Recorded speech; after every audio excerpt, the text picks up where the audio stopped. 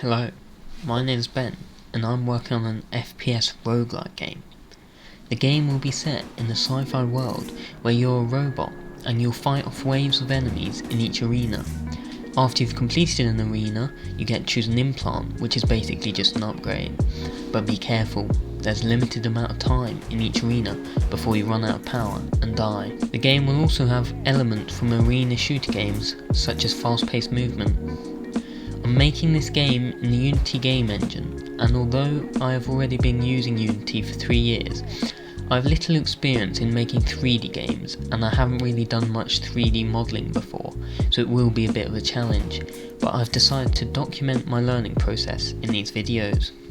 I'm showing the first prototype of my game, and I know the graphics are rubbish, but the UI is only temporary, and although I'm currently using simple shapes and assets for my 3D models, later on I will replace them with my own models, although who knows whether that'll actually be an improvement. The first prototype does at least have all the main mechanics I've planned, including the fact that ammo recharges over time, forcing the player to use a variety of weapons.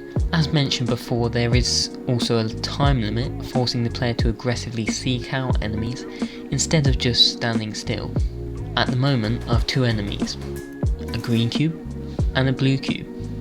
The blue one's a bit more dangerous even though it has less health, but the enemies currently in the game are definitely just subject to change in the future and will hopefully become much more interesting than just a cube. More importantly, I have set up a basic upgrade system where you get to pick from 3 implants at the start of the game and at the end of each level, and I already have lots of ideas for upgrades and have implemented some of them, ranging from ammo recharge upgrades to movement upgrades to shield upgrades and much more.